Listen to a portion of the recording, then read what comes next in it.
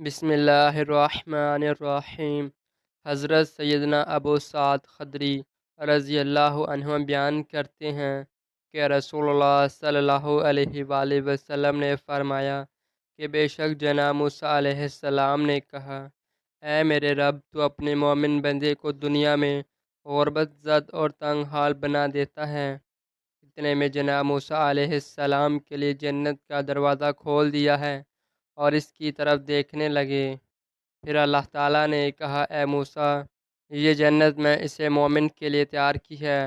پھر جناب موسیٰ علیہ السلام نے کہا، اے میرے رب، تیری عزت کی قسم، تیرے جلال کی قسم، اگر اس مومن کے دونوں ہاتھ اور پاؤں کٹے ہوئے ہوں اور پھر اس کو اس کے یوم ولادت سے لے کر روز قیامت تک چہرے کے بل گھسیٹتے جاتا رہے، اور لیکن اگر اس کا انجام جنت ہوا تو وہ یوں سمجھے گا کہ اس نے کبھی کوئی تنگی دیکھی ہی نہیں۔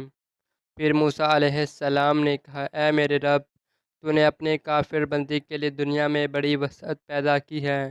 اتنے میں موسیٰ علیہ السلام کے لیے جہنم کی طرف ایک دروازہ کھولا گیا اور ان سے کہا گیا، اے موسیٰ علیہ السلام، یہ جہنم اسی کافر کے لیے تیار کی ہے۔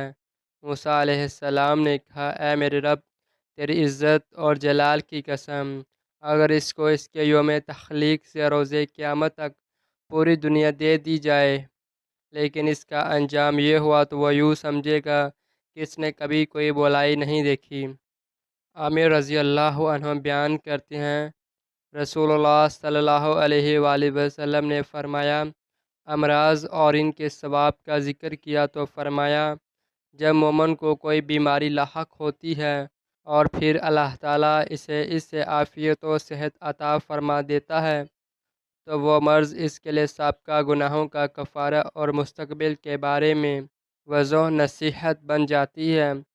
اور جب وہ منافق بیمار ہوتا ہے پھر اسے عافیت عطا کر دی جاتی ہے تو وہ اس اونٹ کی طرح ہوتا ہے جسے اس کے گھر والوں نے باندھ رکھا ہو اور پھر انہیں اسے چھوڑ دیا ہو۔ اس سے پتہ نہیں ہوتا کہ انہوں نے اسے کیوں باندھا تھا اور کیوں چھوڑا ہے۔ کسی شخص نے عرض کیا، اللہ کے رسول، بیماریاں کیا ہوتی ہیں؟ اللہ کی قسم، میں تو کبھی بیمار نہیں ہوا۔ آپ صلی اللہ علیہ وآلہ وسلم نے فرمایا، ہمارے پاس سے چلے جاؤ، تم ہم میں سے نہیں۔ حضور اکرم صلی اللہ علیہ وآلہ وسلم نے فرمایا کہ اللہ تعالیٰ اس شخص کے چہرے کو تر و تازہ رکھے جس نے میرے سے کوئی حدیث سنی اور پھر جیسے سنی اور ویسے اسے آگے پہنچا دی۔